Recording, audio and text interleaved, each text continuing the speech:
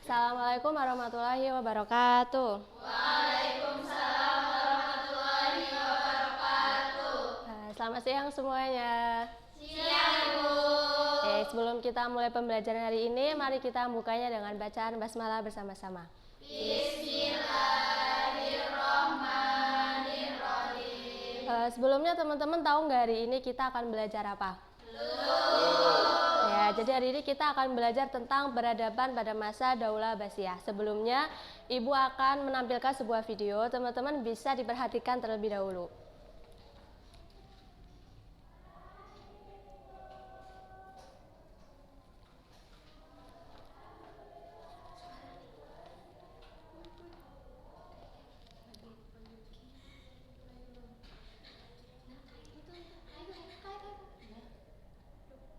Al-Khwarizmi dengan konsep Al-Jabar, Ibnu Sina dengan karya kedokterannya, dan Al-Farabi dengan pemikiran filsafat.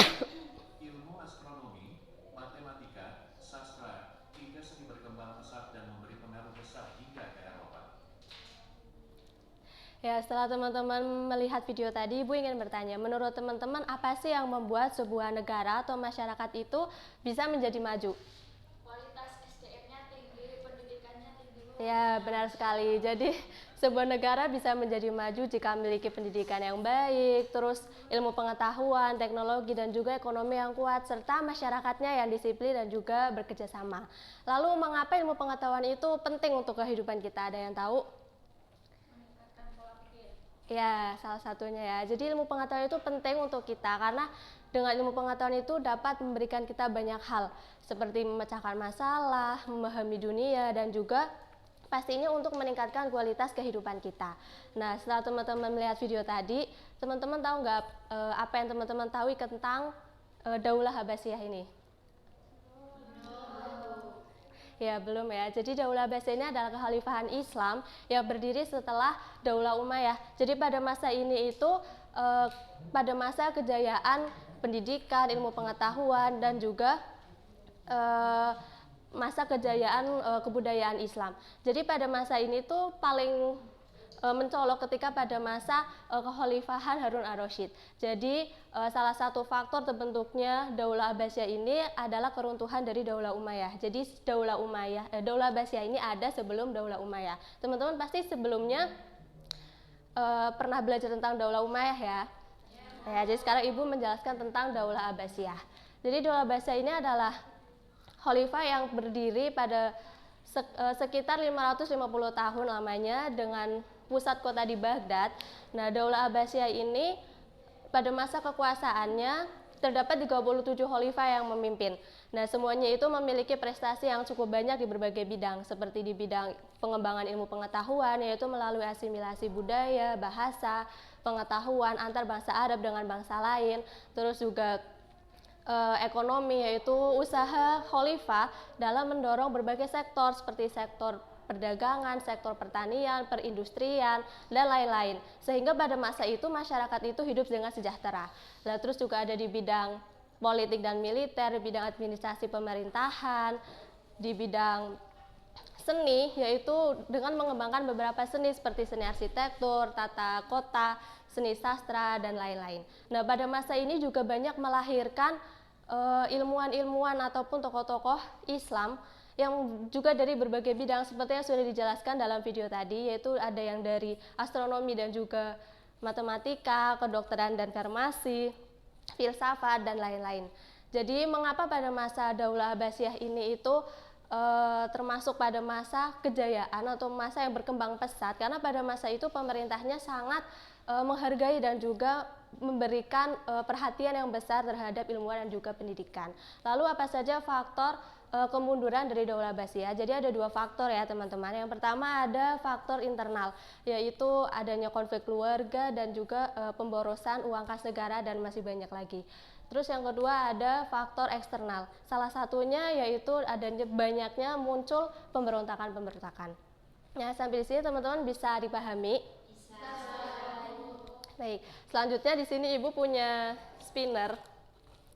Sama ada kartu nomor. Nanti Ibu minta dua anak untuk maju ke depan, nanti bisa diputar spinnernya terus menjawab soal yang di kartu nomor ini sesuai dengan nomor yang tertera. Bisa dipahami? Bisa. Ya, silakan Ibu minta 2 anak maju ke depan. Siapakah yang mau maju? Ya, silakan Mbak Aflah.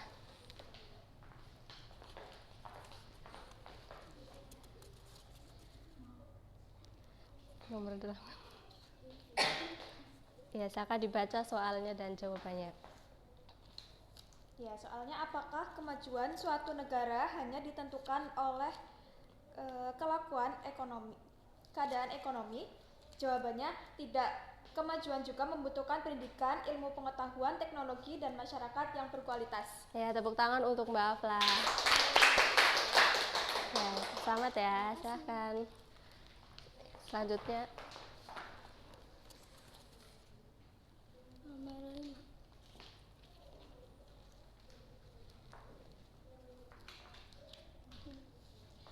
Soalnya itu, apa yang mungkin terjadi jika Daulah Abbasiyah tidak menghargai ilmu pengetahuan?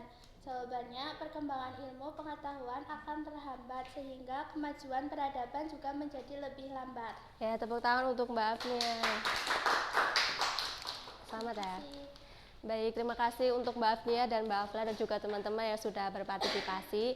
Nah, terakhir ya, jadi Daulah Abbasiyah ini memiliki peranan yang sangat penting dalam peradaban Islam karena banyak menciptakan dan melahirkan ilmuwan dan juga karya-karya yang bisa digunakan hingga sampai saat sekarang ini. Dan pesan moral yang bisa diambil teman-teman bisa dengan rajin belajar, menghargai ilmu pengetahuan dan ikut serta dalam membangun kesejahteraan masyarakat. Ya, Ibu harap teman-teman bisa mengamalkannya dalam kehidupan sehari-hari. Ya, baik, mungkin cukup sekian ya kita hari pembelajaran pada hari ini. Mari kita tutup dengan bacaan hamdalah bersama-sama. Alhamdulillahirabbil alamin. Assalamualaikum warahmatullahi wabarakatuh. Waalaikumsalam warahmatullahi wabarakatuh.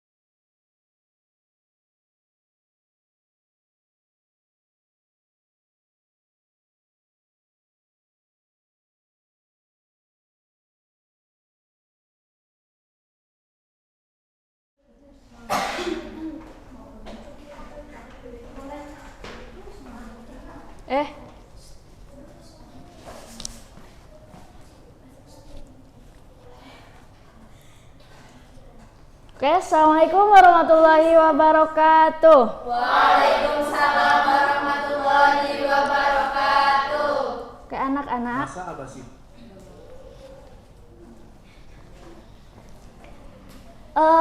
Apa kabar siang hari ini? Alhamdulillah, luar biasa. Allahu Akbar. Oke, jadi sebelum kita memulai pembelajaran pada siang kali ini, mari kita ucapkan basmalah bersama-sama. Bismillahirrahmanirrahim. Nah, sebelum masuk kepada pembelajaran pada siang kali ini, Ibu akan bertanya nih kepada anak-anak, jika kalian berada di suatu tempat yang tidak ada air untuk berwudu, nah sedangkan waktu sholat itu sudah masuk, nah apa yang sekiranya akan dilakukan oleh anak-anak? Tayamum, ya sangat betul sekali. Jadi pada pembelajaran pada siang kali ini kita akan belajar tentang tayamum ya. Nah, sebagian juga ada yang udah tahu istilahnya. Jadi pengganti wudhu adalah tayamum. Jadi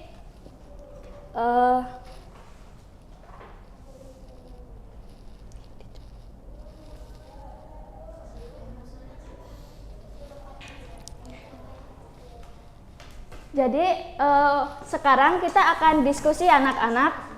Jadi mari kita bagi menjadi 3 kelompok.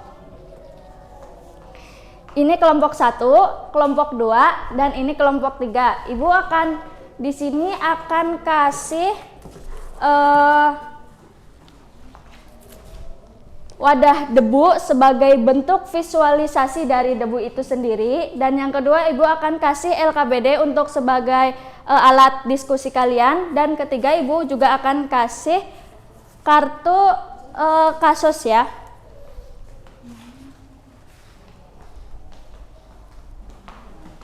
Ini ya.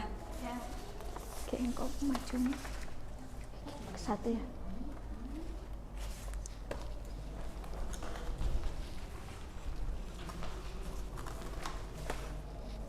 Ini 1.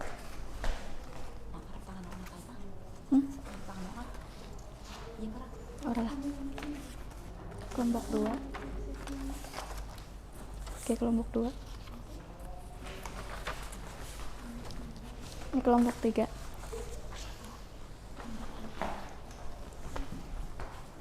Ini kelompok 3. Oke, kok ditempel.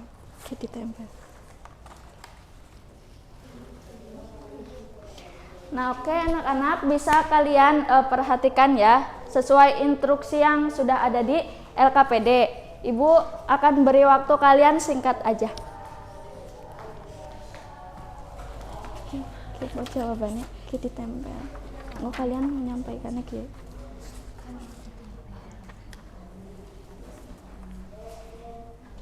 Nah, kelompok 1 bagaimana diskusinya? Sudah Bu, ini tentang Ahmad yang tidak menemukan air saat mau sholat. Nah iya, betul sekali. Jadi menurut kalian apa itu yang dimaksud dengan tayamum?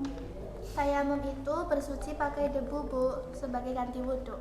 Nah iya, bagus sekali. Jadi itu jawaban yang tepat. Nah sekarang ada yang bisa menambahkan nggak sebab-sebab tayamum itu karena apa? Selain tidak ada air. Mungkin karena sedang sakit Bu, jadi tidak boleh kena air. Ya betul sekali. Lanjutkan ya diskusinya. Baik Bu. Oke, kelompok 2.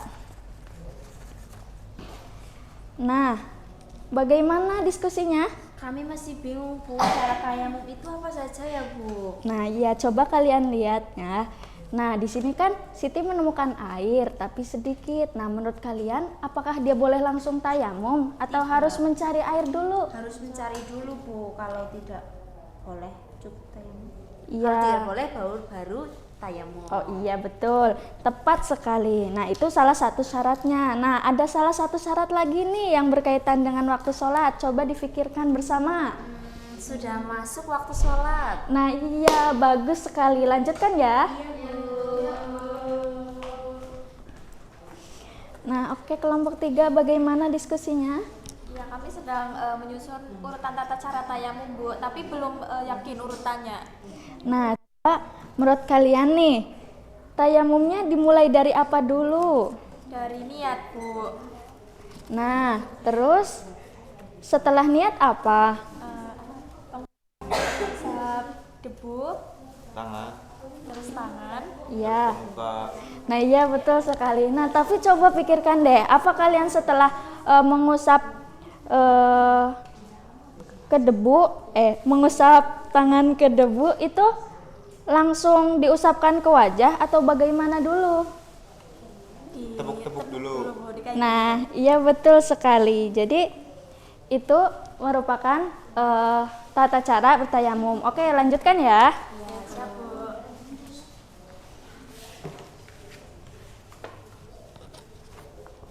Nah, sekarang kalian maju perwakilan dari kelompok untuk menempelkan jawaban yang sudah kalian kerjakan.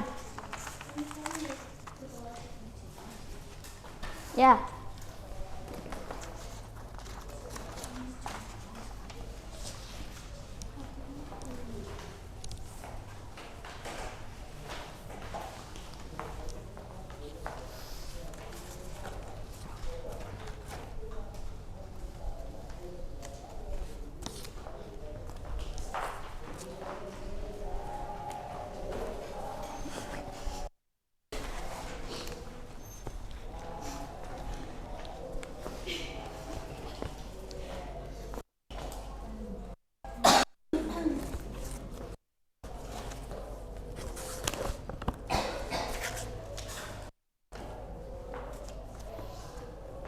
Nah, oke. Jadi terus sekarang kalian kelompok 1 coba simpulkan apa yang kalian dapatkan dari diskusi pada siang kali ini. Kesimpulannya dari kelompok kami yaitu tayamum adalah bersuci dengan debu sebagai pengganti debu dan sebabnya karena tidak ada air atau sedang sakit. Oke, bagus. Sekarang kelompok 2. Syarat tayamum itu sudah masuk waktu sholat, sudah berusaha mencari air tapi tidak ada dan menggunakan debu yang suci. Ya, kelompok 3. Ya, tayamum itu bersuci pakai debu, Bu. Kalau tidak ada air, yaitu dengan syarat yang pertama tidak ada air, terus sedang sakit, masuk waktu sholat, yang keempat menggunakan debu. Tata cara tayamum yaitu membaca Ya, sholat. cukup. Ya. Nah, jadi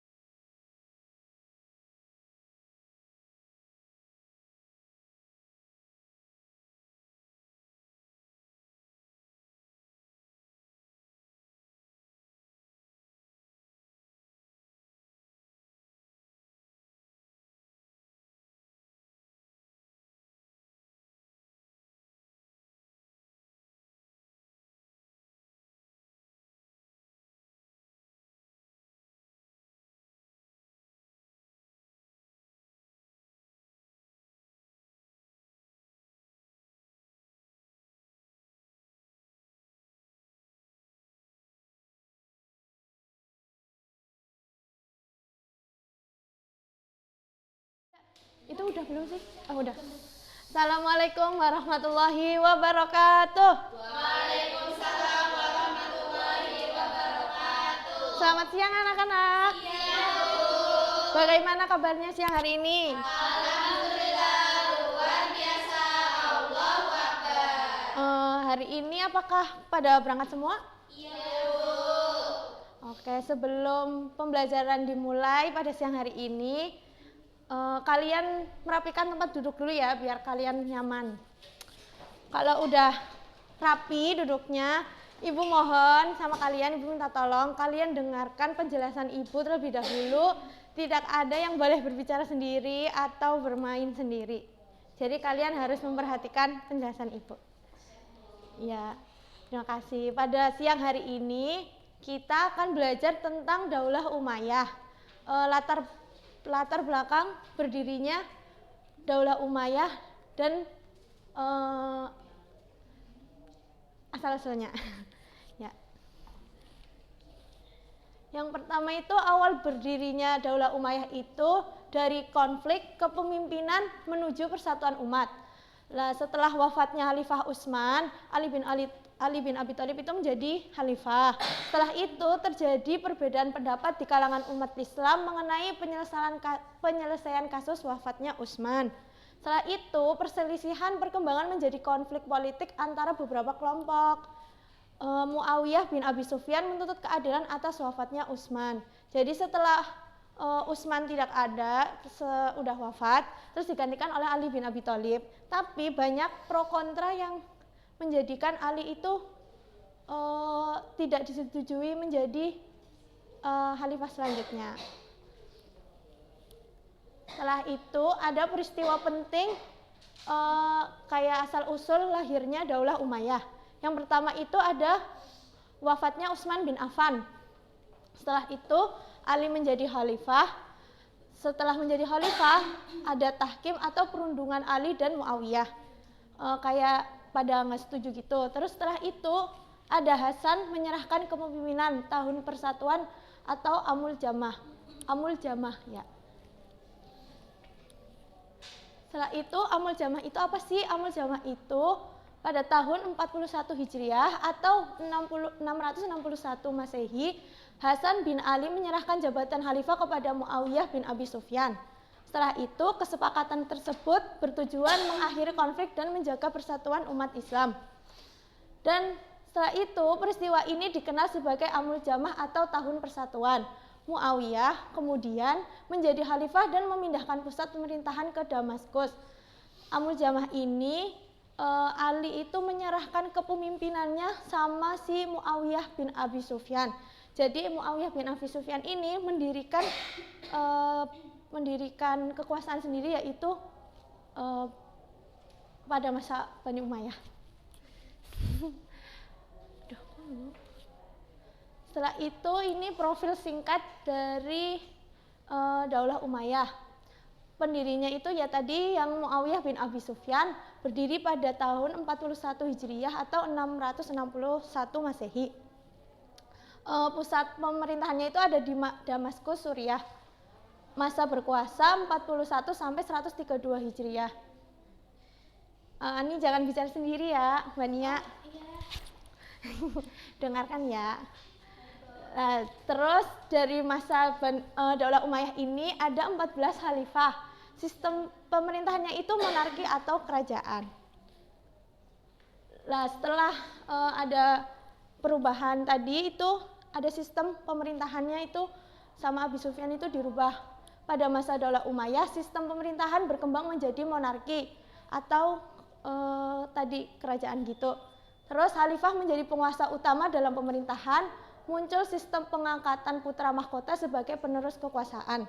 Setelah itu perubahan ini menjadi salah satu ciri penting pemerintahan Daulah Umayyah.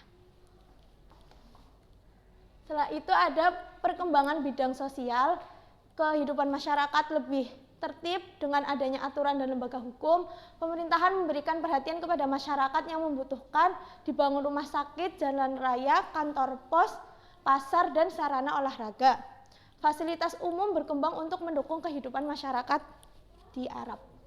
Setelah itu ada perkembangan bidang budaya, bahasa Arab berkembang luas dan digunakan sebagai bahasa resmi pemerintahan. Pemerintahan melakukan pencetakan uang, mata uang dengan tulisan Arab, berkembang industri seperti kain sutra, kapal, dan senjata, administrasi pemerintahan dan pembukuan keuangan yang semakin tertata. Setelah itu ada perkembangan politik dan militer. Jadi terbentuknya lembaga politik, keuangan, tata usaha negara, kehakiman, dan ketentaraan. Dibentuk Dewan Kitabah untuk mengurus berbagai urusan pemerintahan.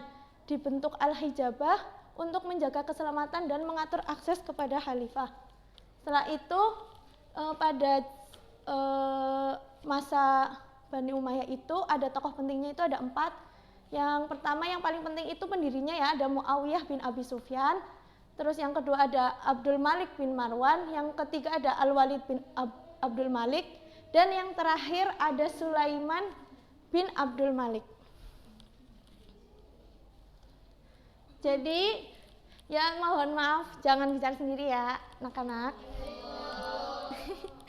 Jadi kesimpulannya itu Daulah Umayyah berdiri pada tahun 41 Hijriyah atau 661 Masehi setelah peristiwa Amul Jamah. Muawiyah bin Abi Sufyan menjadi pendiri sekaligus khalifah pertama. Pusat pemerintahan berada di Damaskus dan sistem pemerintahan berubah menjadi monarki atau kerajaan. Setelah itu ada peradaban berkembang dalam bidang sosial, budaya, politik, dan militer. Sebelum mengakhiri pembelajaran, apakah ada yang ingin ditanyakan? Ya, Ibu akan membagi kelompok untuk kalian mengerjakan soal dan dikumpulkan besok pagi. Benar.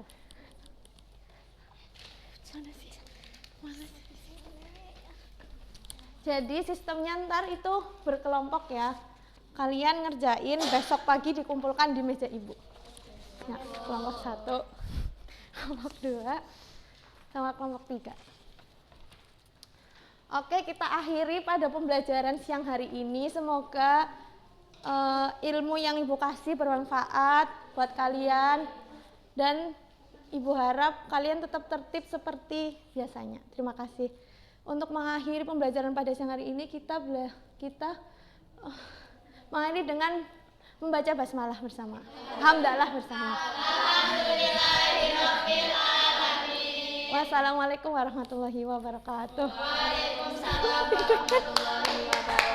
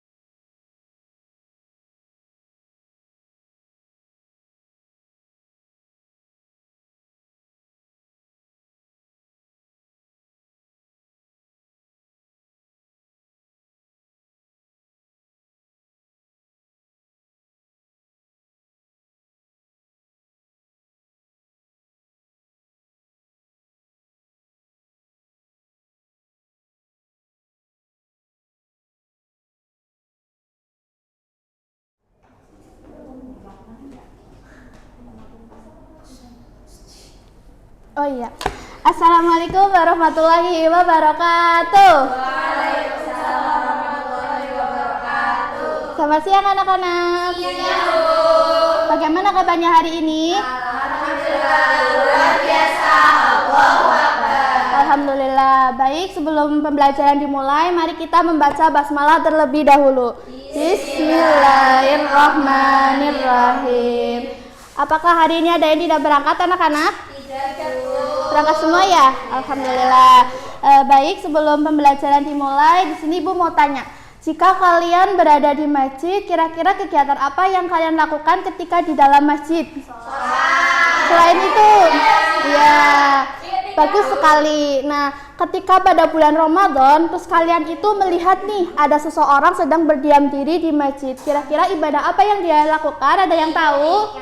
Itikaf. Iya, betul sekali. Nah, apakah dengan hanya duduk berdiam di dalam masjid, seorang itu bisa disebut dengan itikaf? Iya, betul sekali. Jadi itikaf itu memiliki ketentuan tertentu ya anak-anak. Dan hari ini kita akan mempelajari lebih dalam. Baik, sekarang anak-anak perhatikan infografis yang udah Ibu siapkan. Di sini terdapat bagian-bagian yang akan kita pelajari hari ini. Yang pertama, pengertian itikaf. Apa itu itikaf? Ada yang mau bacakan? Silakan. Iktikaf adalah berdiam diri di masjid dengan niat beribadah kepada Allah dalam jangka waktu tertentu. Iya, jadi anak-anak, itikaf itu bukan hanya sekedar berdiam diri saja, melainkan dengan niat untuk beribadah dan juga untuk mendekatkan diri kepada Allah Subhanahu wa taala. Lalu ketika kita melaksanakan itikaf, kita juga harus memenuhi rukun dan syarat. Rukunnya itu ada 2 anak-anak. Yang pertama, niat berdiam diri di dalam masjid. Niat dan berdiam diri di dalam masjid. Kemudian yang kedua itu ada syarat. Syaratnya ada 4. Yang pertama, Islam. Yang kedua, baligh. Yang ketiga, berakal sehat. Dan yang keempat, suci dari hadas besar dan hadas kecil. Nah, lalu dalilnya ada pada Quran surah Al-Baqarah ayat 187 yang berarti Allah itu memerintahkan kepada kita untuk beritikaf di dalam masjid.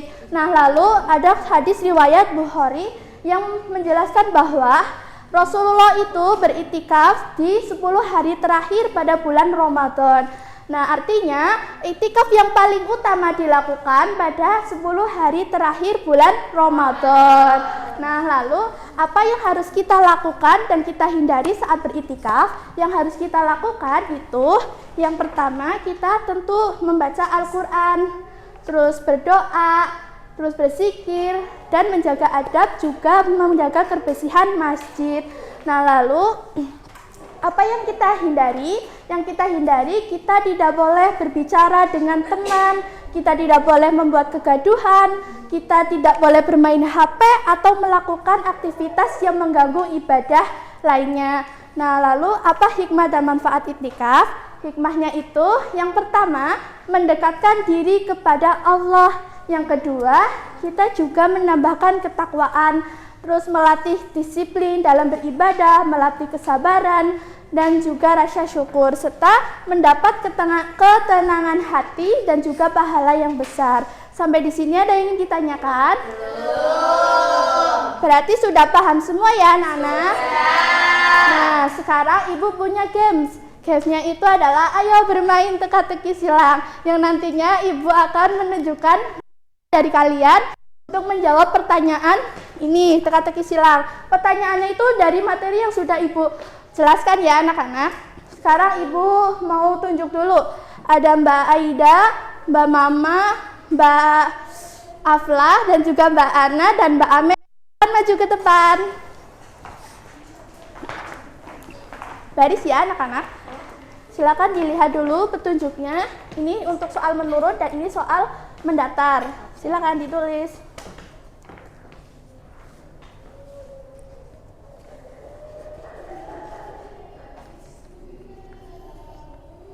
Ya, selanjutnya.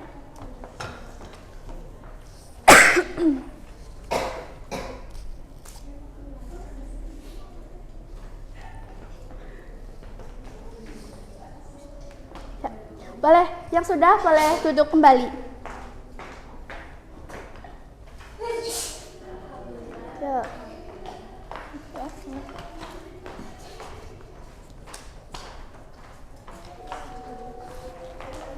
Ya. Baik, sudah dijawab semua ya teman-teman. Sekarang kita akan koreksi bareng-bareng. Soal yang pertama, salah satu syarat itikaf. Jawabannya adalah bali. Benar teman-teman? Betul. Nah, selain bali, syarat apa lagi? Syarat itikaf ada ya, Islam, suci. Terus apa lagi? Berakal?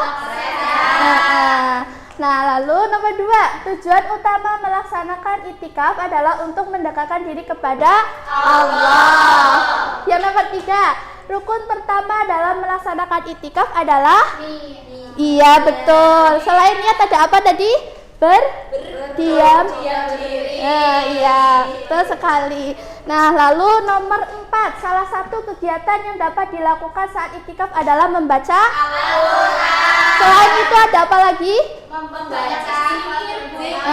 Berzikir. Ya, begitu ya anak-anak. Lalu nomor terakhir, tempat yang digunakan untuk melaksanakan itikaf adalah masjid. Betul sekali, alhamdulillah sudah paham semua ya. Beri tepuk tangan kepada kita semua.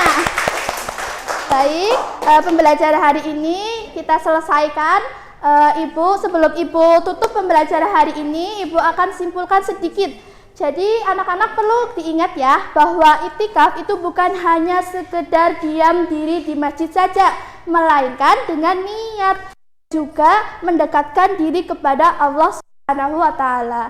Baik, Ibu akhiri pembelajaran hari ini dengan mengucapkan hamdalah bersama-sama. Alhamdulillahirabbil alamin. Baik, terima kasih atas partisipasi kalian. Tetap semangat untuk belajar, jangan mudah menyerah.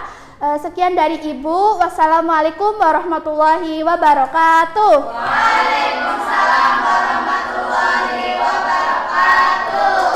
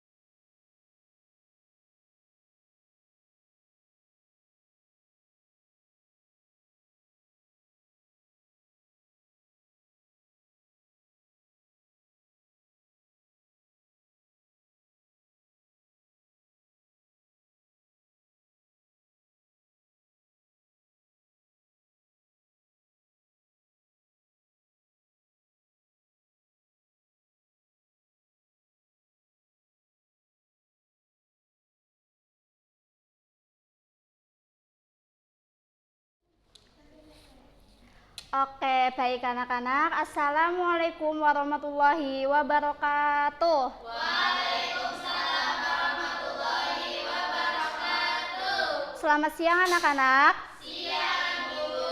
Oke, sebelum memulai pembelajaran, Ibu ada pantun sedikit, nanti kalian bilang cakep ya. Oke, Bu. Oke, pergi ke pasar membeli jamu. Cakep. Pulang ke rumah membawa mangga. Selamat siang anak-anak Ibu, apa kabarnya hari ini semua? Alhamdulillah, luar biasa, Allahu Akbar. Baik, sebelum pembelajaran dimulai, alangkah baiknya kita berdoa terlebih dahulu dengan mengucap basmalah bersama-sama. Bismillahirrahmanirrahim. Baik, apakah hari ini ada teman kalian yang tidak berangkat? Oke, baik anak-anak, hari ini kita akan belajar mata pelajaran akidah akhlak tentang materi perilaku tercela, yaitu riya dan nifak. Setelah pembelajaran hari ini selesai, Ibu harapkan kalian mampu menjelaskan pengertian riya dan nifak, mengenali contoh-contohnya dalam kehidupan sehari-hari, serta mengetahui bagaimana cara menghindarinya. Sebelum Ibu menjelaskan materi, Ibu ada 2 situasi, nanti kalian perhatikan apa yang terjadi. Baik. Silakan lihat pada situasi pertama, yaitu menurut kalian apakah perbuatan tersebut sudah dilakukan dengan ikhlas? Belum ya. Oke, situasi kedua itu menurut kalian bagaimana perilaku tersebut menurut kalian? Baik apa enggak? Tidak ya, itu tidak baik. Oke, jadi kedua situasi ini akan berkaitan dengan materi kita yang akan kita pelajari pada siang hari ini, yaitu tentang riya dan nifaq. Yang pertama ada riya. Riya itu adalah melakukan amal kebaikan atau ibadah dengan tujuan agar dilihat, diketahui, dipuji oleh orang lain. Jadi kata kunci dari riya itu ingin dilihat dan dipuji oleh orang lain. Contohnya, siswa yang sebenarnya mau membantu membersihkan kelas. Membantu membersihkan kelas itu tentu perbuatan yang baik, tetapi dia itu sengaja melakukannya ketika banyak teman yang melihatnya agar dia itu mendapat pujian. Wah, baik sekali ya, rajin sekali ya anak ini. Itu termasuk perbuatan riya. Lalu ciri-cirinya itu senang ketika perbuatannya itu diketahui dan dipuji oleh orang lain. Lebih bersemangat saat melakukan kebaikan ketika ada orang yang melihatnya. Dapat mengurangi keikhlasan dalam diri kita, lalu membuat seseorang itu lebih mementingkan penilaian manusia. Nah, bagaimana cara menghindarinya? Cara menghindarinya itu kita teruskan niat kita kepada Allah Subhanahu wa Ta'ala dan membiasakan diri berbuat baik meskipun tidak ada yang melihat perbuatan kita. Selanjutnya ada nifaq. Apa itu nifaq? Nifaq itu sikap menampakkan sesuatu yang berbeda dengan keadaan sebenarnya, termasuk ketidaksesuaian antara perkataan dan perbuatan. Kata kuncinya itu tidak sesuai. Jadi, apa yang dikatakan atau apa yang ditampakkan itu tidak sesuai dengan apa yang dilakukan, kayak gitu. Contohnya, seorang teman itu meminta kita menjaga rahasianya. Kita katakan, iya, aku akan menjaga rahasiamu. Tetapi setelah itu justru kita malah menceritakannya kepada teman lain. Itu termasuk perbuatan nifaq. Ciri-cirinya itu suka berkata bohong, tidak menepati janji, tidak menjaga amanah. Perkataan itu tidak sesuai dengan perbuatan. Lalu dampaknya orang lain itu bisa bisa kehilangan kepercayaan dari diri kita dan hubungan pertemanan kita dengan orang lain menjadi rusak. Terus bagaimana cara menghindarinya?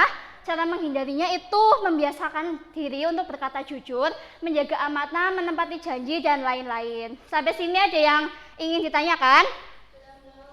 Belum, Bu. Iya, mau bertanya. Oke, silakan, Mbak.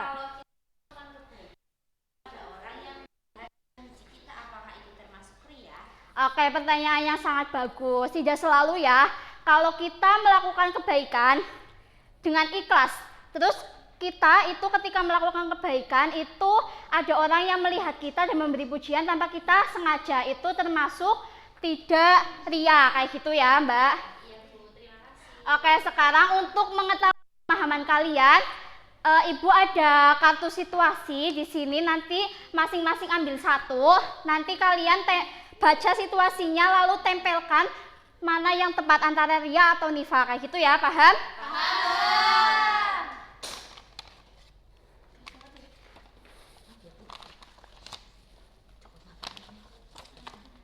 Ajak Kabila.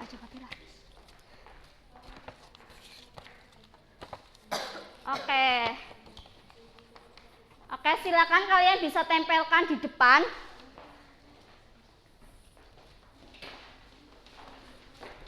Udah ada di sini.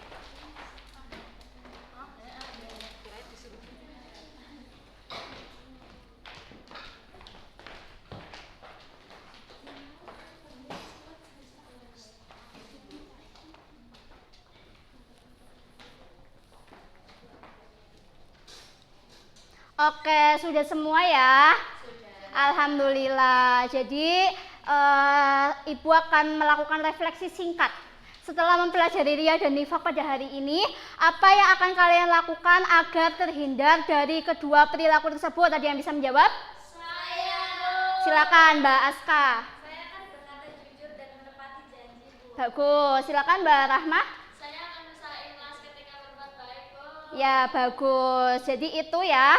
Jadi kesimpulannya, riya itu adalah melakukan kebaikan atau ibadah dengan tujuan agar dilihat oleh orang lain. Sedangkan nifaq adalah menampakkan sesuatu yang berbeda dengan keadaan sebenarnya, termasuk tidak sesuai antara perkataan dan perbuatan. Keduanya itu merupakan perilaku tercela yang harus kita hindari dalam kehidupan sehari-hari kita. Mari kita biasakan menjadi pribadi yang ikhlas, jujur, dan menepati janji dan menjaga amanah. Mungkin cukup sekian dari Ibu. Ibu tutup, semoga pembelajaran hari ini dapat bermanfaat bagi kalian dan bisa kalian terapkan dalam kehidupan sehari-hari. Ibu tutup, kurang lebihnya mohon maaf. Wassalamualaikum warahmatullahi wabarakatuh. Waalaikumsalam warahmatullahi wabarakatuh.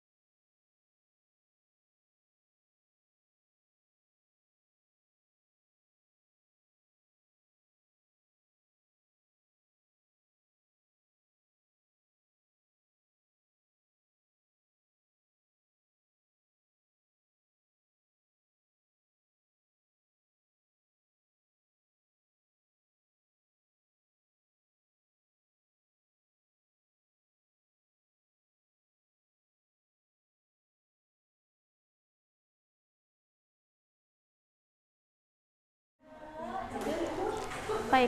Assalamualaikum warahmatullahi wabarakatuh. Waalaikumsalam warahmatullahi wabarakatuh. Selamat siang anak-anak. Siang, Bu. Apa kabarnya nih hari ini anak-anak? Alhamdulillah, luar biasa. Allahu Akbar. Baik, sebelum kita memulai pembelajaran, alangkah baiknya kita berdoa terlebih dahulu ya untuk ketua kelas menyiapkan doanya. Bismillahirrahmanirrahim. Baik, Ibu cek kehadiran dulu ya. Coba kalian tengok kanan kiri kalian, apakah ada yang nggak berangkat anak-anak? Tidak. Insyaallah sehat semuanya ya, hadir semuanya. Nah, sekarang kalian apakah udah tahu kita akan belajar mengenai apa? Nah, sekarang Ibu mau bertanya dulu, apakah kalian sering membantu orang tua ketika di rumah? Sering. Coba ceritakan, ada yang mau menceritakan? Ya. Ya, cukup. Betul sekali. Jadi membantu orang tua itu merupakan contoh perilaku dari beramal soleh. Nah, kalian udah tahu pengertian dari beramal soleh itu sendiri apa?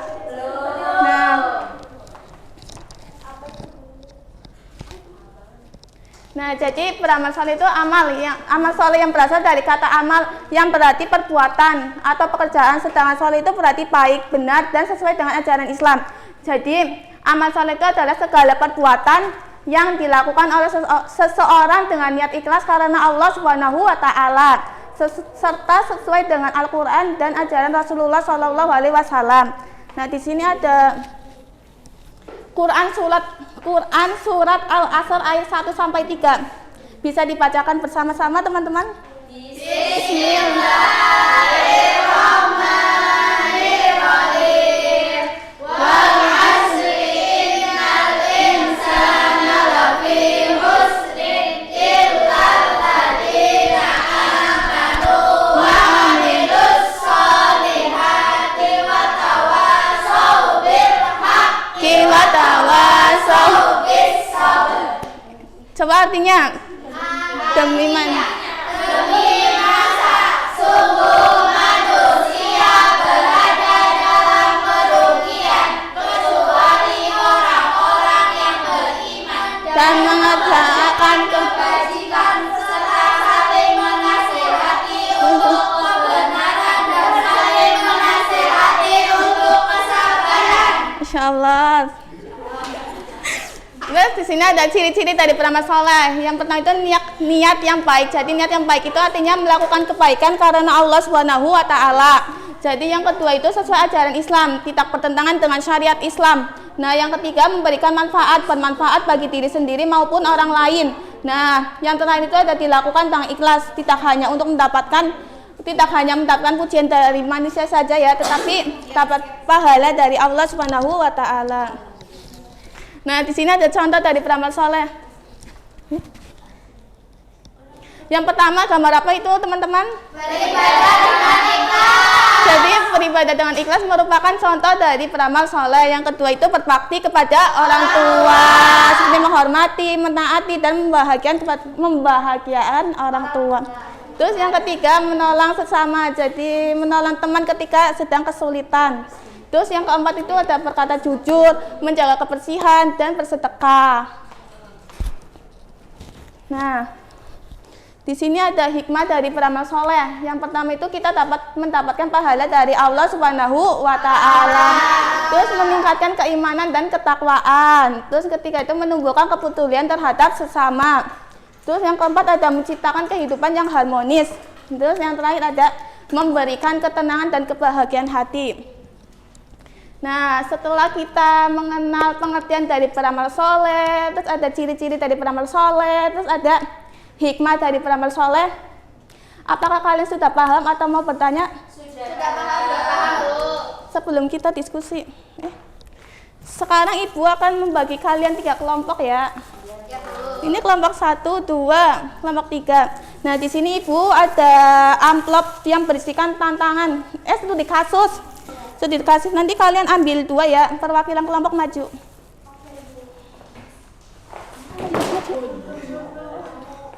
Oh, maju. Ini 2. Bisa, ya. Bisa.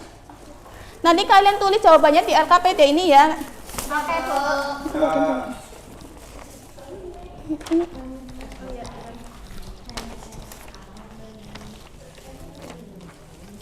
Silakan kalian mengerjakan bersama kelompoknya masing-masing. Ibu beri waktu selama 1 menit ya untuk mengerjakan.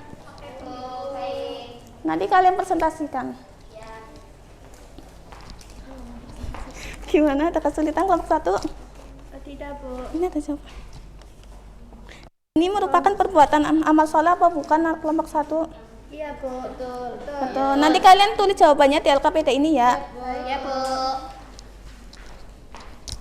Kelompok 2 apakah ada kesulitan? Tidak, Bu. Kelompok 3. Nanti kalian tulis di ini ya. LKPD.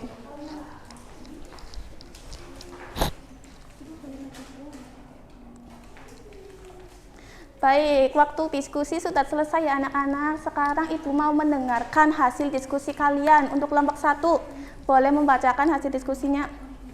Ya, ini ya, Bu. Ya. Pertanyaannya yang pertama itu, apakah yang dilakukan Budi termasuk amal soleh? Jawaban dari kami, iya termasuk amal soleh karena membaca Al-Quran itu merupakan ibadah dan perbuatan yang baik. Terus nomor 2, apakah manfaat yang diperoleh Budi? Budi itu dapat memperoleh pahala, ketenangan hati, menambah pengetahuan agama, dan semakin dekat kepada Allah. Lalu bagaimana cara kita meneladani Budi? Caranya itu kita dapat meluangkan waktu untuk membaca Al-Quran secara rutin, Bu. Baik, betul sekali jawabannya. Kelompok 2, apakah ada pendapat lain mengenai jawaban kelompok 1? Tidak. Tidak, ya setuju. Untuk kelompok 2, boleh dibacakan. Iya, untuk kelompok 2 itu Ahmad melihat temannya kesulitan memahami pelajaran. Pertanyaan, apa yang sebaiknya dilakukan Ahmad? Ahmad sebaiknya membantu dan menjelaskan kepada temannya dengan sabar. Nah, baik, jadi dapat kita simpulkan ya anak-anak bahwasanya itu beramal soleh itu merupakan perbuatan yang dilakukan dengan niat ikhlas karena Allah Subhanahu wa taala. Nah, kita dapat menerapkannya dalam kehidupan sehari-hari itu. Yang contohnya itu kita dapat membantu orang tua, dapat membantu teman ketika sedang kesusahan. Terus ada berkata jujur, bersedekah, itu merupakan contoh dari beramal soleh. Nah, cukup sekian yang dapat Ibu sampaikan, kurang lebihnya mohon maaf. Mari kita cukupkan dengan membaca hamdalah bersama-sama. Baik, wassalamualaikum warahmatullahi wabarakatuh. Waalaikumsalam warahmatullahi wabarakatuh.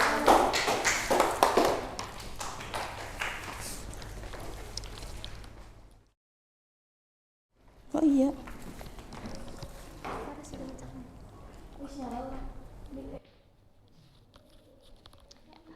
Assalamualaikum warahmatullahi wabarakatuh.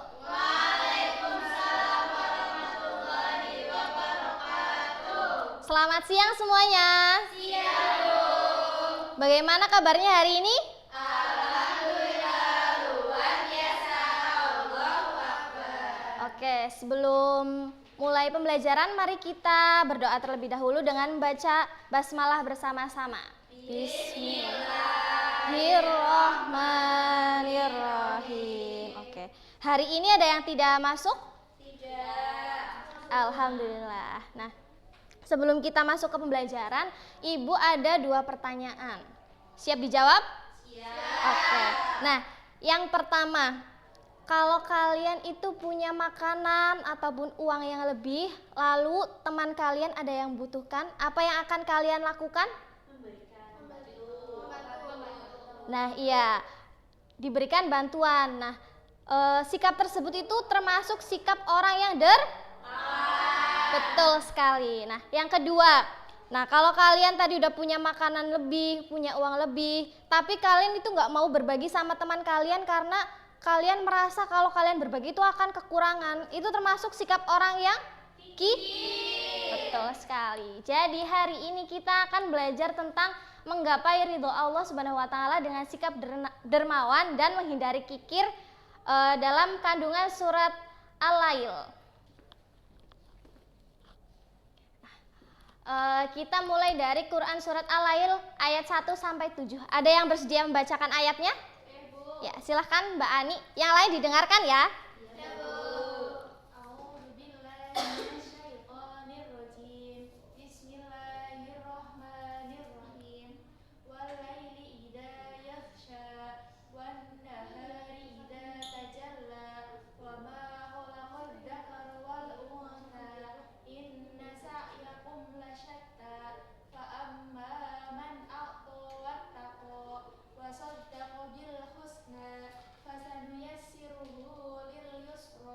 Artinya? Artinya, demi malam apabila menutupi cahaya siang, dan siang apabila terang benderang, dan penciptaan laki-laki dan perempuan, sesungguhnya usaha kamu memang berbeda-beda. Adapun orang yang memberikan hartanya di jalan Allah Subhanahu wa taala dan bertakwa dan membenarkan adanya pahala yang terbaik surga, maka kami kelak akan menyiapkan baginya jalan yang mudah. Ya, Masya Allah, terima kasih ya Mbak Ani.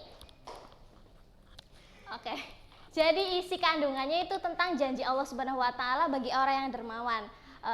Yang pertama itu Allah bersumpah demi malam, siang serta penciptaan laki-laki dan perempuan, orang yang gemar bersedekah dan bertakwa akan mendapat balasan terbaik. Nah, orang tersebut membenarkan adanya pahala terbaik. Allah juga akan memberikan kemudahan menuju jalan kebaikan. Nah, yang selanjutnya itu ada hadis riwayat Muslim dari Abu Hurairah. Siapa yang bisa membacakan? Silahkan Mbak Aida. Artinya saja. Jadi Abu Hurairah radhiyallahu anhu bahwa Rasulullah sallallahu alaihi wasallam bersabda, tidaklah sedekah itu meraih harta dan tidaklah Allah Subhanahu wa taala menambah bagi seorang hamba dengan pemberian maafnya kepada saudaranya, kecuali kemuliaan di dunia dan akhirat, serta tidaklah seorang merendahkan diri kepada Allah Subhanahu wa taala kecuali dia akan meninggikan derajatnya di dunia dan akhirat. Masya Allah. Ya, Masya Allah, terima kasih Mbak Aida. Tepuk tangan buat Mbak Aida dan Mbak Ani. Nah, jadi anak-anak, dalam Quran surat Al-Lail ayat 1 sampai 7 dan hadis riwayat Muslim dari Abu Hurairah itu Allah menjelaskan tentang orang yang memilih jalan kebaikan. Nah, salah satunya adalah orang yang dermawan dan mau memberikan sebagian hartanya untuk bersedekah, dan kemudian dia bertakwa dan membenarkan adanya pahala terbaik. Nah, Allah juga menjelaskan bahwasanya harta tersebut itu tidak akan berkurang jika digunakan untuk kebaikan. Jadi anak-anak jangan takut untuk bersedekah ya, karena nantinya Allah itu akan melipat gandakan harta kalian nantinya. Yang selanjutnya itu ada Quran surat Al-Lail ayat 8 sampai 11. Silahkan siapa yang ingin bacakan? Ya, silahkan Mbak Rahmawati. Bismillahirrahmanirrahim. Wa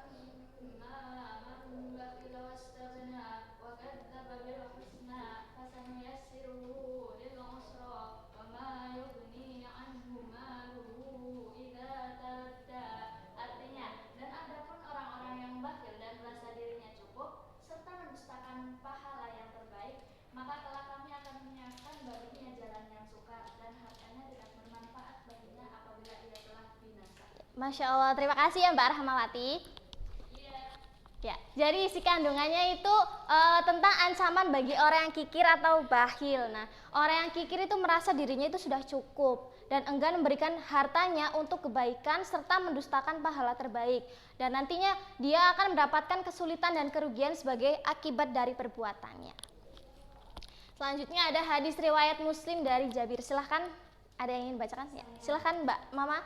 Diriwayatkan dari Jabir radhiyallahu anhu bahwasanya Rasulullah SAW bersabda, jauhilah atau takutlah oleh kalian perbuatan dolim, karena kedoliman itu merupakan kegelapan pada hari kiamat. Dan jauhilah oleh kalian sifat kikir, karena kikir telah mencelakakan umat sebelum kalian, yang mendorong mereka untuk menumpahkan darah dan menghalalkan apa-apa yang diharamkan bagi mereka. Hadis riwayat Muslim. Masya Allah, terima kasih ya Mbak Rahma. Beri tepuk tangan buat Mbak Rahmawati dan Mbak Mama. Nah, jadi isi kandungan dari hadis itu tuh tentang peringatan untuk menjauhi kikir. Nah, Islam itu memerintahkan berbuat adil dan melarang zolim. Nah, kita juga diperintahkan untuk menjauhi sifat kikir. Nah, bakhil itu juga berarti enggan memberikan harta dan kebaikannya kepada orang lain. Nah, sifat bakhil ini juga dapat menjauhkan seorang dari berbagai perbuatan baik. Apakah semua dapat dipahami? Oke, sekarang kita akan kuis ya. Kuisnya mulai ya, start ya. Oke, yang pertama. Silahkan dijawab, pilih yang mana? C. Oke. Salah.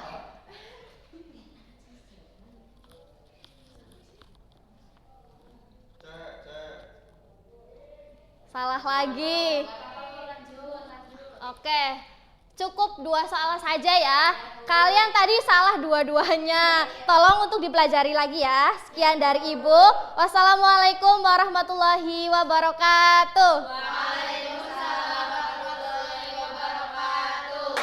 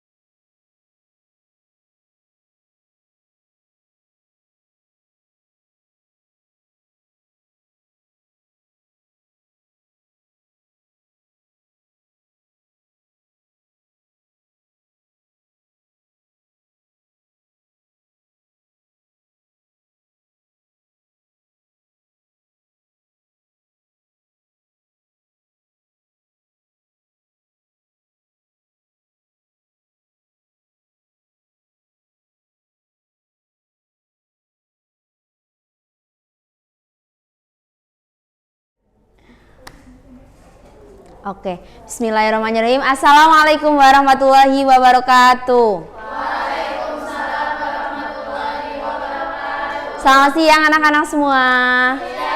Gimana kabarnya hari ini? Alhamdulillah, luar biasa. Allahu Akbar. Alhamdulillah. Sebelum memulai pembelajaran, sekarang kita membaca basmalah bersama dulu. Bismillahirrahmanirrahim. Ada yang tidak hadir?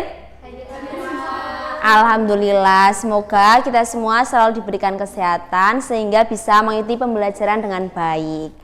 Oke, sekarang perhatikan gambar yang ada di PPT. Apakah ada yang salah dari gambar di sini? Apa coba kesalahannya? Betul sekali. Jadi kalau kita ngobrol saat sholat, batal nggak sholatnya? Oke, untuk mempelajari lebih lanjut lagi, perhatikan penjelasan Ibu ya. Jadi di dalam fikih itu ada beberapa perkara yang dapat membatalkan sholat. Yang pertama itu datangnya hadas, baik itu hadas kecil maupun hadas besar. Yang kedua itu berbicara yang bukan bagian dari bacaan sholat atau berbicara dengan sengaja. Kemudian yang ketiga melakukan banyak gerakan yang tidak berkaitan dengan sholat, jadi gerakan-gerakan tambahan yang itu di luar dari gerakan sholat. Yang keempat, mengunyah makanan ataupun minuman. Yang terakhir yaitu meninggalkan ketentuan sholat yang wajib dipenuhi sehingga sholat itu menjadi tidak sah. Apakah bisa dipahami? Bisa. Ada yang ingin ditanyakan? Belum. Oke, sekarang lanjut ya. Jadi nanti ibu akan membagi menjadi 2 kelompok. Nanti ini kelompok 1, kelompok 2. Nanti ibu akan bagikan boxnya. Nanti di dalamnya ada kasus, terus ada LKPD. Perwakilan salah satu dari kelompok mempresentasikan. Bisa dipahami? Bisa. Oke, silakan. Silakan dibuka ya.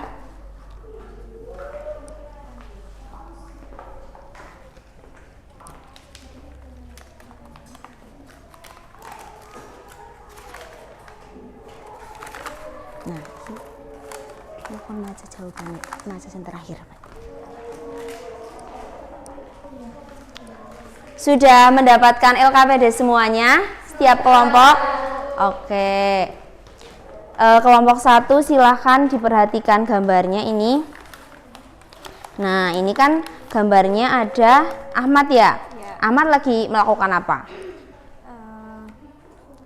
Sholat.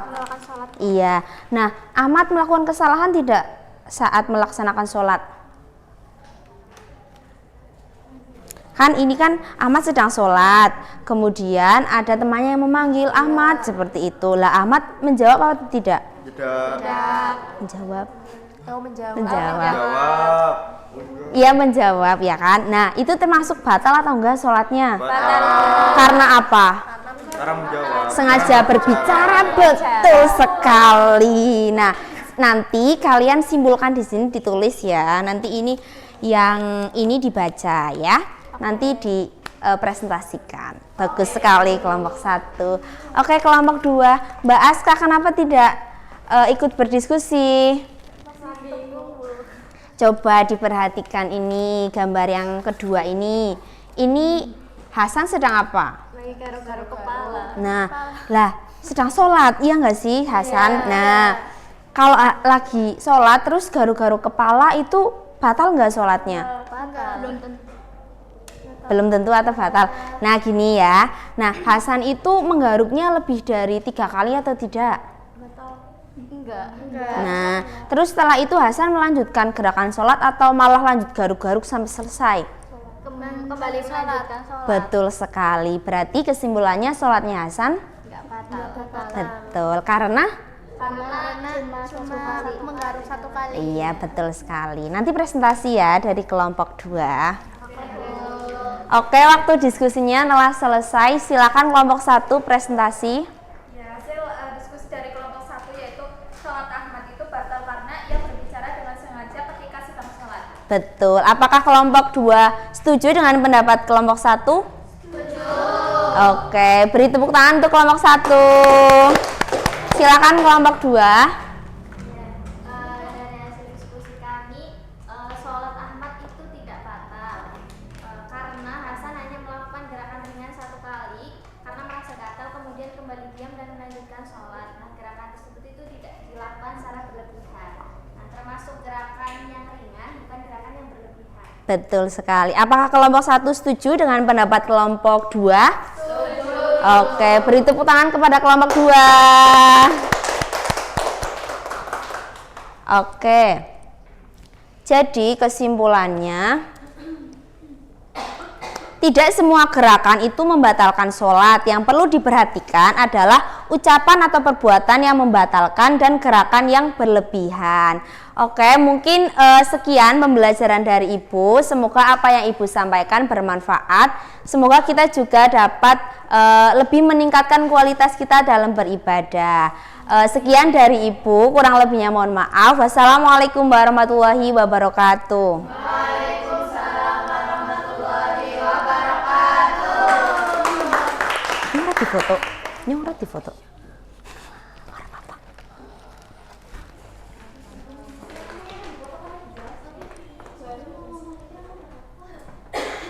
Dene ora diwenehi revert ya. Kok arep? Oh iya ya.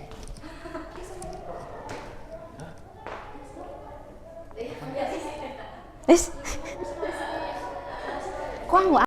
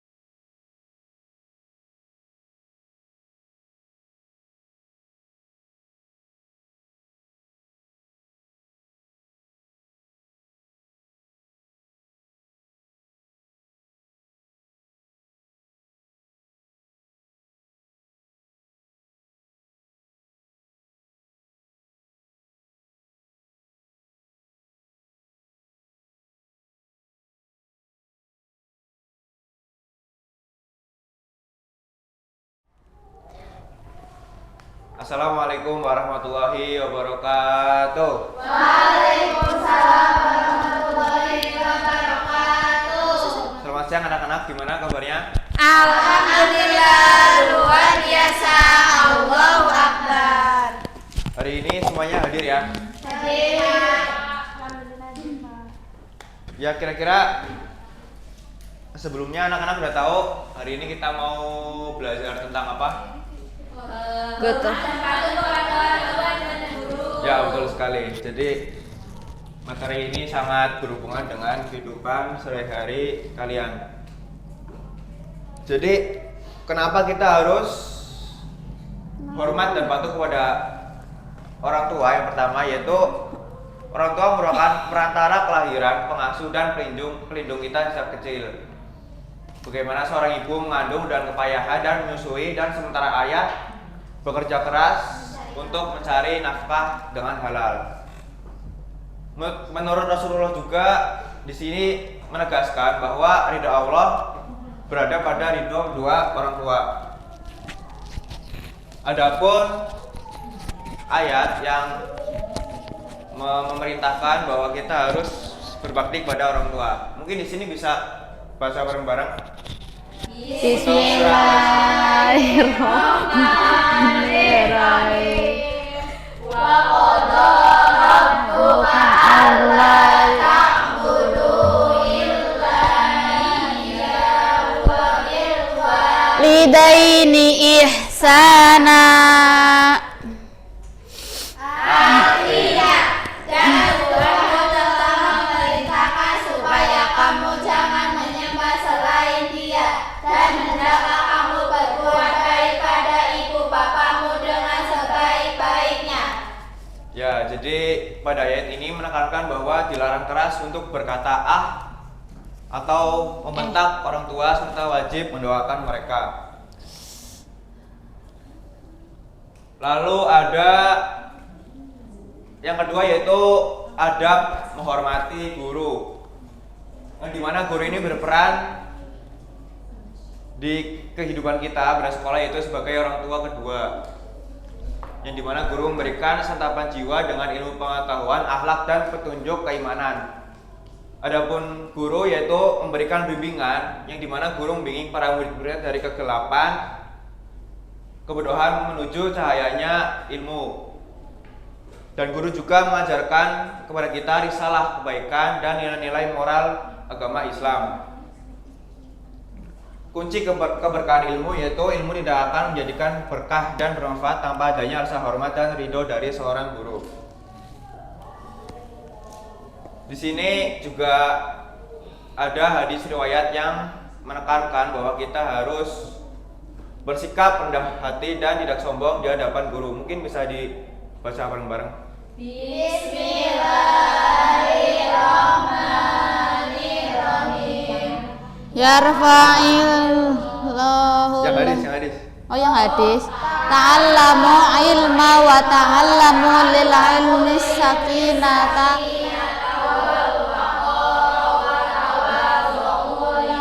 Tata'allamuna minhu. Artinya, pelajarilah ilmu dan pelajarilah ketenangan serta kehormatan untuk ilmu, dan rendahkanlah dirimu kepada orang yang mengajarimu. Ya baik, jadi pada hadis ini hadis riwayat Imam Tabrani, yaitu menekankan bahwa kewajiban bersikap rendah dan tidak sombong di hadapan guru. Sampai sini ada pertanyaan? Belum ada ya? Jadi kita lanjut, mungkin Bapak akan memberikan studi kasus yang nantinya kalian analisis dan kerjakan secara berkelompok. Mungkin biar lebih gampang, saya bagi sendiri ya untuk kelompoknya. Ini kelompok pertama dan ini kelompok kedua. Mungkin untuk memudahkan diskusi, tempat duduknya bisa dibuat berhadapan-hadapan. Malas. Silahkan. Oh ya, ini ada 2 gambar ya. Mungkin biar lebih gampang karena ini cuma bisa menampilkan 1 gambar doang. Pak Guru akan nge-share ke grup kelas kalian. Silakan bisa dilihat di HP-nya boleh digunakan dan alasan untuk berdiskusi ya. Iya, Pak. Ini juga Pak Guru minta perwakilan salah satu untuk bisa menyampaikan hasil jawabannya. Gimana? Ada yang dipersulit kelompok 2? Dipersulit. Ada yang Dipersulit. Ada yang paham ya sama ini? udah please. Gimana kelompok 1 aman? Ini jawabannya, ini mana ya Pak? Ini berarti dijawab semua ya Pak? Iya betul, dijawab semua. Ini. Oh iya. Oke Pak. Makasih Pak. Ya. Gimana? Semuanya udah Sudah. terjawab? Sudah. Pertanyaan-pertanyaan. Ya, jadi Bapak minta mungkin salah satu perwakilan dari kelompok 1 dan kelompok 2 bisa membacakan hasil diskusinya. Silahkan untuk kelompok 1. Di situ aja, di situ. Oh iya, di situ. Hasil diskusi dari kelompok kami itu yang pertama, segera memenuhi panggilan, menghentikan sejenak kegiatannya termasuk bermain untuk mendengarkan orang tua dan juga untuk membantu orang tua. Kemudian yang kedua itu berbicara dengan lemah lembut, menjawab dengan tutur kata yang sopan, tenang dan tidak menunjukkan wajah kasar atau nada suara tinggi. Terima kasih. Ya baik, terima kasih. Lalu kelompok 2 lanjut. Yang pertama. Nah, jadi permasalahan pada kasus itu perilaku menyerahkan keburukan atau koreksi guru di belakang atau gibah karena merasa malu dan jengkel setelah menasihati di depan teman-teman kelasnya daripada memproses nasihat tersebut secara bijak. Ya baik, terima kasih, bisa duduk kembali. Silakan beri aplaus kepada dua perwakilan. Ya, untuk mengakhiri pertemuan kali ini, mungkin cukup sekian ya pembelajaran yang Bapak sampaikan. Cukup ya? Cukup. Ya, mungkin kita akhiri dengan membaca hamdalah secara bersama. Alhamdulillahirabbil alamin. Wassalamualaikum warahmatullahi wabarakatuh. Pakai cepet. Kabar.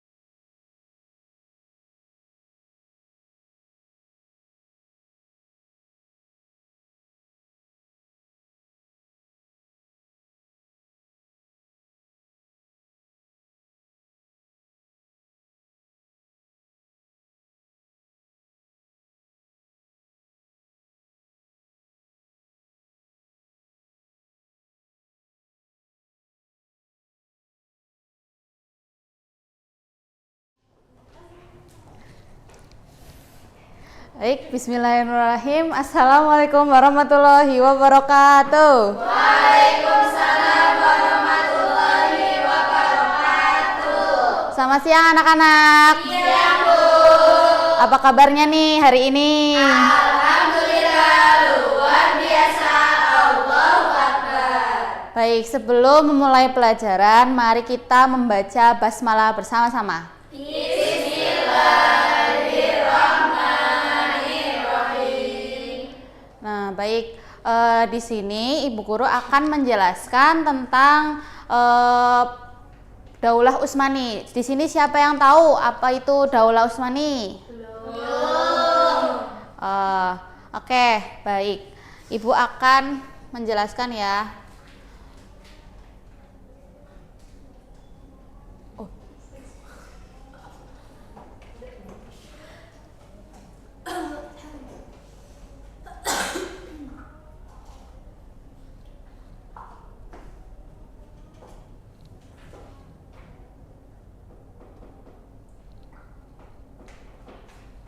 Baik, sebelumnya latar belakang dari adanya Daulah Utsmani itu karena dari zaman itu ada suku imigran dari Turki, bangsa Turki itu dia diserang oleh bangsa Mongol. Jadi wilayahnya itu diserang oleh Mongol sehingga mereka itu harus bermigrasi dari tempat tersebut.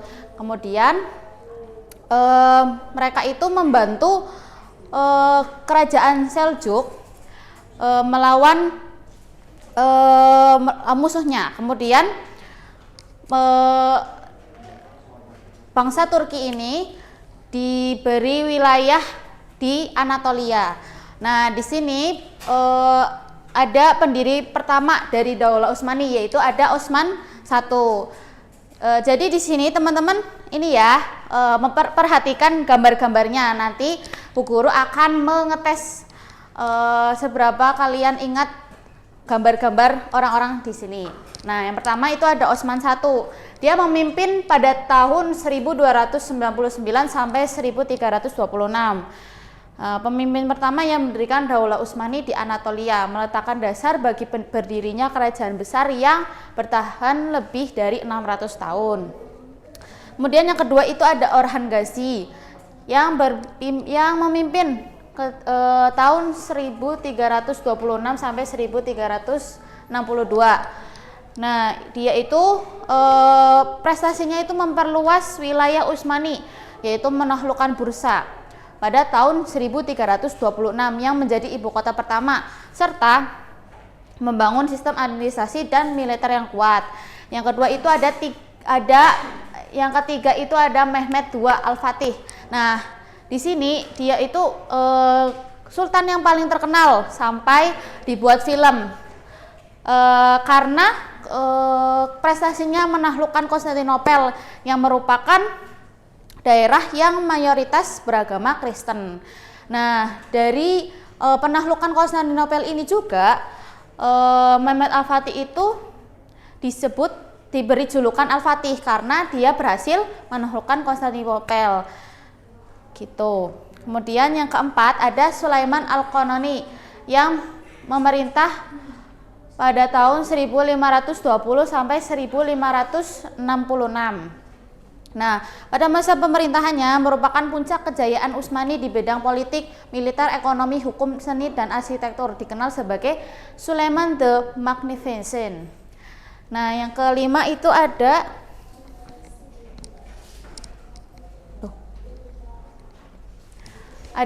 Selim I yang memerintah pada tahun 1512 sampai 1520.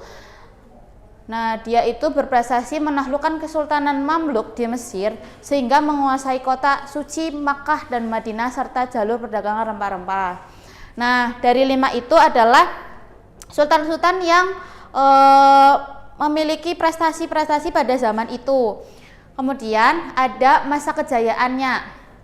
Nah, pada zaman itu Turki Utsmani itu sedang jaya-jayanya itu ketika dipimpin oleh Mehmed II atau Muhammad Al-Fatih dan Sulaiman Al-Qanuni, yaitu wilayahnya luas, yaitu mencakup Eropa, Asia, dan Afrika.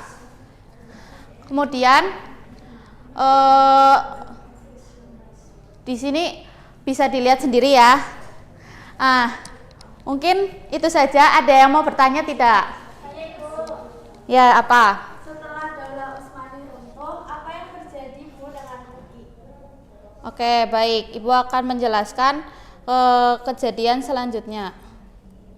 Nah, karena Kesultanan Utsmani telah runtuh, kemudian diambil alih oleh orang ini, namanya Mustafa Kemal Atatürk, dan dia juga merubah sistem pemerintahan pada saat itu menjadi pemerintahan yang republik atau sekuler nasionalis dan berorientasi pada kemajuan. Nah, sekarang Ibu mau kalian memasang gambar-gambar tadi tokoh-tokoh yang Ibu sudah jelaskan ya di papan ini.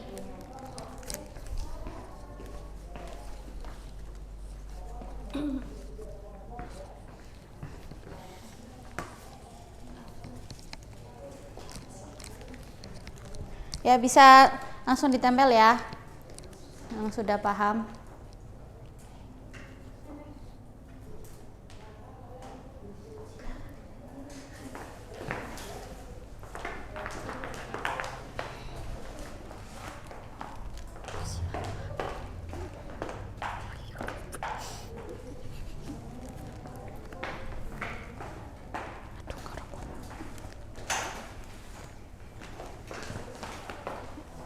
Ya, mungkin itu saja yang dapat Ibu jelaskan.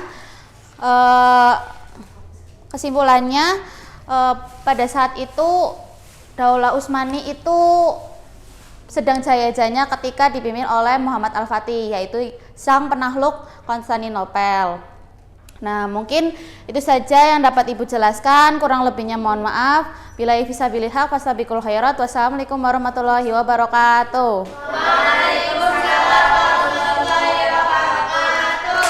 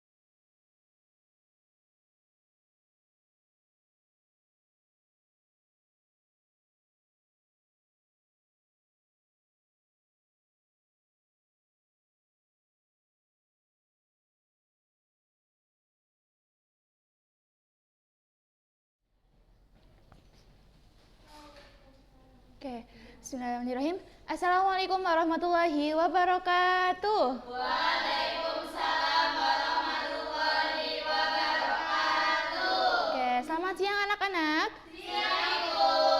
Bagaimana kabarnya hari ini? Alhamdulillah, luar biasa. Allahu Akbar. Oke, sebelum kita memulai pelajaran, alangkah baiknya kita berdoa terlebih dahulu ya. Kita awali pembelajaran pada hari ini dengan membaca basmalah bersama-sama. Bismillahirrahmanirrahim. Oke, hari ini ada yang tidak hadir? Oke, hadir semua ya, alhamdulillah ya. Kita masih diberi kesehatan sehingga kita berangkat untuk pada siang hari ini. Oke, coba anak-anak perhatikan ke depan. Aplikasi mana yang kalian sering gunakan nih? TikTok, Facebook, WhatsApp ya. Oke, ya. Oke, emang kita semua sudah sering kali di keseharian kita menggunakan aplikasi-aplikasi di depan. Jadi pembahasan pada hari ini itu akan membahas tentang etika dalam bermedia sosial. Nah, Ibu mau tanya, apakah setiap informasi yang kita dapatkan itu bisa langsung disebarluaskan? Tidak ya. Alasannya kenapa, ada yang tahu? Bisa jadi hoax, Bu. Iya, kali. Jadi setiap informasi yang kita dapatkan itu tidak boleh langsung kita menyebarkannya. Oke, langsung saja ke pematerian. Jadi etika bermedia sosial, dari kata etika sendiri yaitu norma atau aturan, sedangkan media sosial adalah alat yang digunakan untuk berkomunikasi ataupun berbagi informasi. Jadi etika bermedia sosial adalah sikap kita menggunakan media ataupun menggunakan media sosial dengan sopan, bijak, dan juga bertanggung jawab. Nah, di sini ada 3 prinsip. Yang pertama yaitu ada tabayun, periksa kebenaran informasi sebelum menyebarkannya. Terus yang kedua, berkata baik, gunakan bahasa yang baik, bahasa yang sopan, dan tidak menyakiti hati orang lain. Terus yang ketiga, menjaga kehormatan, itu tidak boleh menyebarkan aib ataupun privasi pribadi seseorang. Nah, di sini ada dalil tentang tabayun, yaitu Al-Hujurat ayat 6. Nah, di sini ada beberapa contoh perilaku yang sesuai dan tidak sesuai. Yang sesuai yaitu ada mengecek kebenaran informasi sebelum menyebarkannya, menggunakan bahasa yang sopan, menghargai pendapat dan privasi orang lain. Nah, contoh perilaku yang tidak sesuai itu ada menyebarkan hoax, menyebarkan aib, dan melakukan cyberbullying.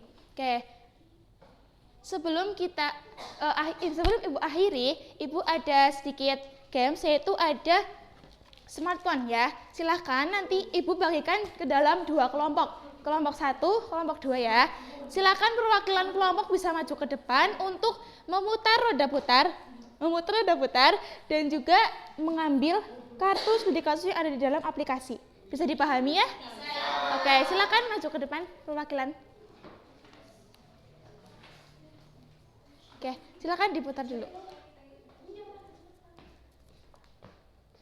TikTok, silakan dibuka aplikasinya. Ya. Oke, silakan didiskusikan dengan teman kelompoknya. Yuk, kelompok 2. WhatsApp, ya. Oke, silakan didiskusikan dengan teman kelompok kalian ya. Oke. Gimana dari kelompok 1 ada yang kesulitan? Ini kasusnya ya, untuk kasusnya di sini, ini pertanyaannya, kemudian nanti dijawab, gitu ya. Oke, silahkan dilanjutkan. Dari kelompok 2, gimana? Aman? Aman dong. Oke. Oke, untuk waktunya sudah selesai, silahkan perwakilan kelompok bisa mempresentasikan. Di situ saja, berdiri. Berdiri ya. Ya. Yang lain mendengarkan ya. Dari kelompok kami itu membahas tentang kasus TikTok. Jawabannya, tindakan Fahmi ini tidak tepat. Ia seharusnya meminta izin terlebih dahulu dan mempertimbangkan dampak video tersebut agar tidak memalukan atau merugikan temannya. Oke, baik. Tepuk tangan untuk kelompok 1. Selanjutnya di kelompok 2 silahkan. Berdiri ya. Ya. Dapat kasus dari WhatsApp, itu Raka menerima pesan di grup WhatsApp yang mengatakan bahwa besok sekolah diliburkan. Ia tidak tahu apakah berita tersebut benar, tapi langsung meneruskan ke grup lain. Jawabannya, Raka tidak seharusnya langsung menyebarkan berita. Ia perlu melakukan tabayun, yaitu memeriksa kebenaran informasi terlebih dahulu. Hal ini sesuai dengan Quran surat Al-Hujurat ayat 6. Oke, tepuk tangan untuk kelompok 2. Ya, jadi dapat Ibu simpulkan bahwa kita boleh menggunakan media sosial, tetapi harus menggunakannya dengan bijak, dengan baik, dengan bijak, dan juga bertanggung jawab. Oke, sebelum Ibu tutup, apakah ada yang mau bertanya? Oke, tidak ada ya. Oke, jadi mungkin cukup sekian pembelajaran pada hari ini. Kita akhiri dengan membaca basmalah bersama-sama. Alhamdulillahirabbil alamin. Terima kasih, tetap semangat, jangan lupa belajar.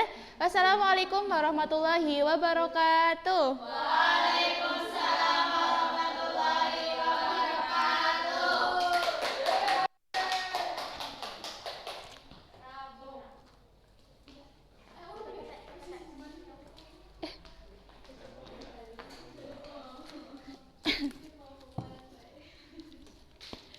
Kayaknya bikin cepet tepol. Harusnya kita bikin jelasnya. Alah, mulai. Apalah.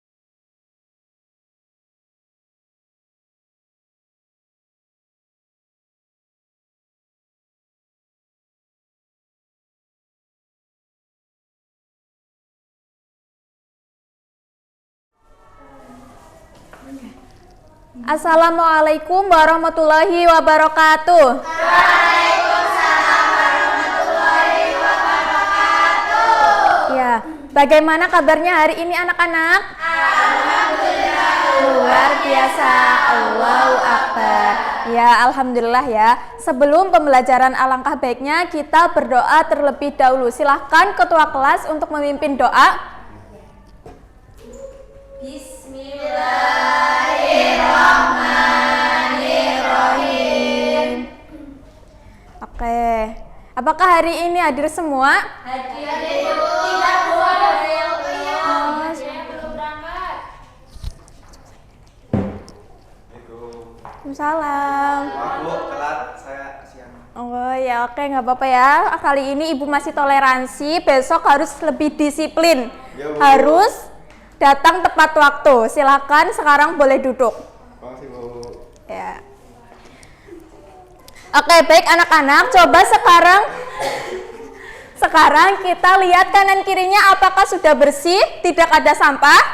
Bersih. Ya, kalau sudah, sekarang coba rapihkan meja dan kursinya.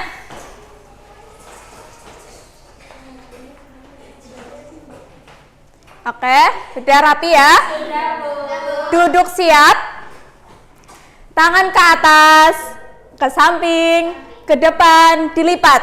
Oke, sebelum kita mulai hari ini, kita buat kesepakatan belajar terlebih dahulu. Yang pertama, ibu atau siswa sedang menjelaskan, kalian atau kita nanti diharapkan untuk mendengarkan. Yang kedua, jika ingin bertanya atau menjawab, angkat tangan terlebih dahulu. Yang ketiga, saat sedang berdiskusi, harap untuk ikut berpartisipasi dalam diskusi dan menghargai pendapatnya. Bisa dimengerti ya anak-anak? Bisa. Oke, nah untuk pembelajaran hari ini Ibu harap kalian mampu memahami kandungan isi Quran surat Al-An'am ayat 162 sampai 163 dan Quran surat Al-Bayyinah ayat 5, yaitu tentang ikhlas dalam beribadah. Nah, di sini Ibu mau tanya nih, kalau kalian melakukan ibadah, sebenarnya ibadah itu dilakukan untuk siapa sih?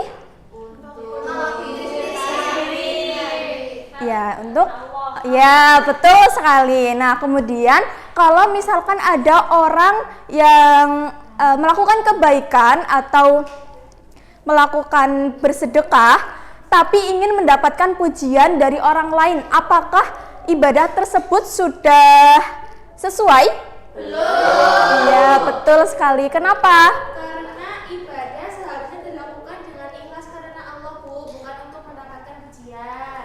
Iya, betul sekali. Oke, kita sekarang akan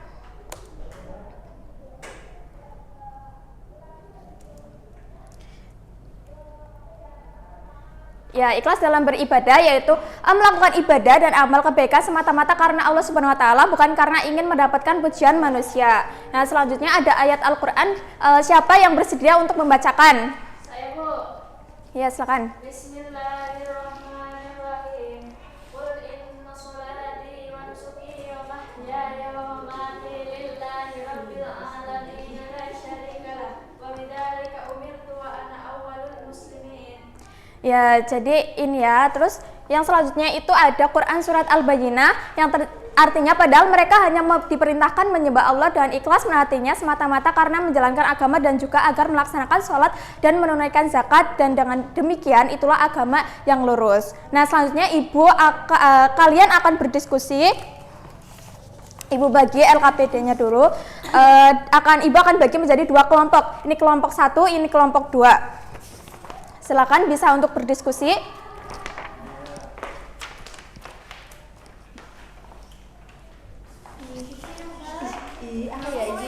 Halo, jangan berisik. Oh iya, sebentar. Iya, Bu. Iya, diskusinya dipelankan ya. Iya, Bu.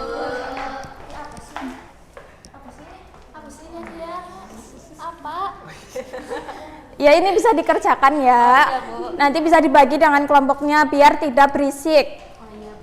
Oke, kalau sudah selesai bisa dikumpulkan ke Ibu. Sudah, Bu. Oke, terima kasih anak-anak. Nah, selanjutnya Ibu ada kegiatan satu lagi nih, yaitu pohon ikhlas. Sekarang Ibu bagi sticky note terlebih dahulu, nanti kalian bisa tempelkan di pohon ikhlas ini.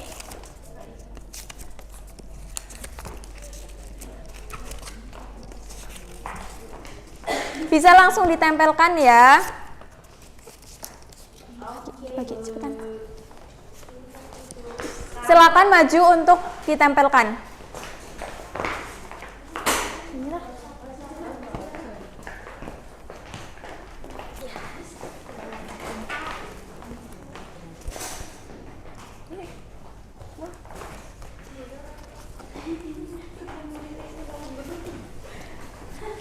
Oke, nah sebelum Ibu akhiri, sebelum Ibu akhiri, siapa yang bisa menyimpulkan dari pembelajaran hari ini? Bu. Ya. Kesimpulan pembelajaran pada hari ini yaitu ikhlas adalah melakukan ibadah dan kebaikan karena Allah SWT, bukan karena mendapat pujian. Iya, betul sekali. Jadi dalam beribadah itu kita harus menjaga niat, yaitu hanya untuk mengharap ridho Allah, gitu ya. Oke, Ibu akhiri pembelajaran pada hari ini. Tetap semangat menuntut ilmu, semoga bermanfaat. Wassalamualaikum warahmatullahi wabarakatuh. Waalaikumsalam.